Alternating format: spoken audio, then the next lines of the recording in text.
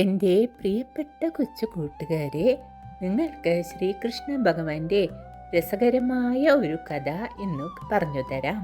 ശ്രീകൃഷ്ണ ഭഗവാൻ ഗോകുലത്തിൽ ഉണ്ണിക്കണ്ണനായി ബാലലീലകളാടി നടന്നുകൊണ്ടിരിക്കുന്ന ഒരു നാൾ രാവിലെ ഉറക്കമുണർന്ന് കണ്ണ് തിരുമ്മിക്കൊണ്ട് എണീറ്റ് വന്നപ്പോൾ കാണുന്നത് അവിടെ ഇരുന്ന് തൈര് കടയുന്ന യശോദാമാതാവിനെയാണ്.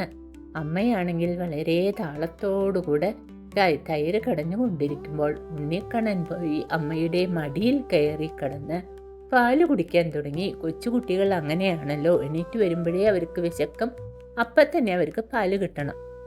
അവരമ്മയുടെ മടിയിൽ കിടന്ന് പാല് കുടിക്കുമ്പോൾ അമ്മ ഉണ്ണിക്കണ്ണനെയും നോക്കി ചിരിച്ചുകൊണ്ട് തൈരും കടഞ്ഞുകൊണ്ടിരുന്നു. അപ്പോഴാണ് അടുപ്പിൽ വെച്ച പാല് തിളച്ച് പൊങ്ങിപ്പോയത്. പാല് പൊങ്ങി അടുപ്പിൽ വീണ് ചൂന്നുള്ള ശബ്ദം കേട്ടത് അമ്മ ഉണ്ണിക്കണ്ണനെ മടിയിൽ നിന്നും ഇറക്കി താഴെ വെച്ച് തൈര് കടയുന്നത് നിർത്തി അടുപ്പിൻ്റെ അടുത്തേക്ക് ഓടി. അടുപ്പിലുള്ള പാലെടുത്ത് താഴെ ഇറക്കി വെക്കാനായിട്ട് പാല് കുടിച്ചു കൊണ്ടിരിക്കുന്ന തന്നെ പാല് കുടിച്ച് മതിയാവാത്ത സമയത്തെടുത്ത് താഴെ നിർത്തിയതിൽ ഉണ്ണിക്കണ്ണന് കലശലായ ദേഷ്യം വന്നു. അപ്പോൾ ഉണ്ണിക്കണ്ണൻ എന്താ ചെയ്തത്?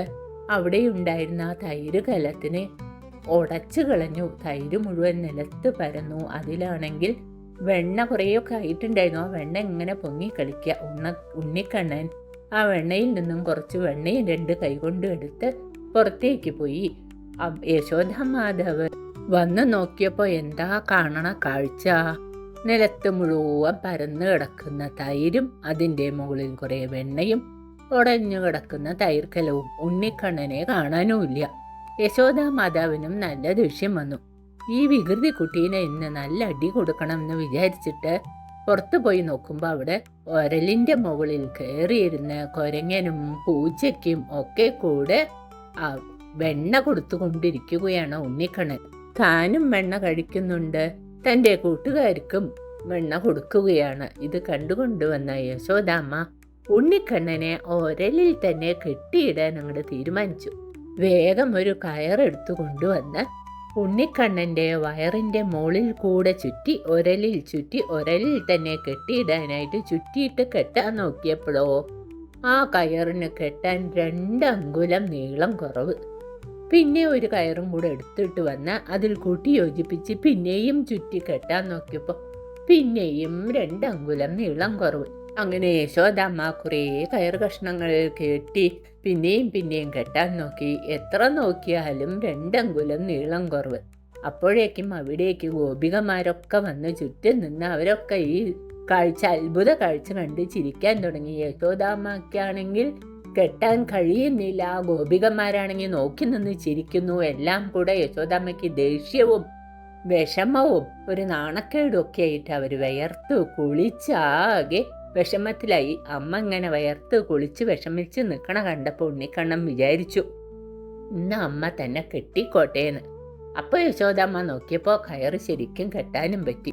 അങ്ങനെ യശോദാമാതാവ് ഉണ്ണിക്കണ്ണനെ ഉരലിൽ കെട്ടിയിടുകയാണ്. വയറിൻ്റെ മുകളിൽ കൂടെ ഉരലിൽ ചേർത്ത് കെട്ടിയത് കാരണമാണ് ദാമോദരൻ എന്ന പേര് ഉണ്ണിക്കണ്ണനുണ്ടായത്.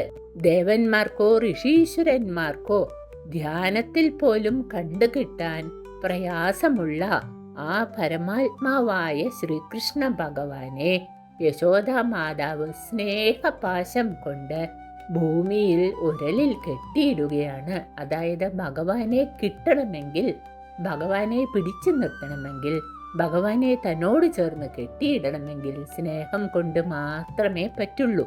വേറെ ഒന്നുകൊണ്ടും നമുക്ക് ഭഗവാനെ കിട്ടില്ല.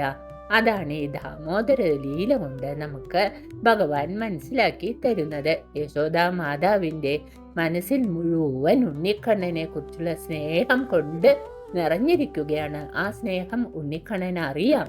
അപ്പൊ അമ്മയെ കൂടുതൽ വിഷമിപ്പിക്കണ്ട എന്ന് കരുതി ആ സ്നേഹത്തിൻ്റെ മുന്നിൽ ഭഗവാൻ കെട്ടാനായി സമ്മതിച്ചു കൊടുക്കുകയാണ്. ഭഗവാനെ കിട്ടണമെങ്കിൽ, ഭഗവാനെ ഒരു സ്ഥലത്ത് കെട്ടി നിർത്തണമെങ്കിൽ സ്നേഹം കൊണ്ട് മാത്രമേ പറ്റുള്ളൂ. ഉണ്ണിക്കണ്ണൻ്റെ രസകരമായ അടുത്ത കഥ അടുത്ത വീഡിയോയിൽ പറഞ്ഞു തരാം.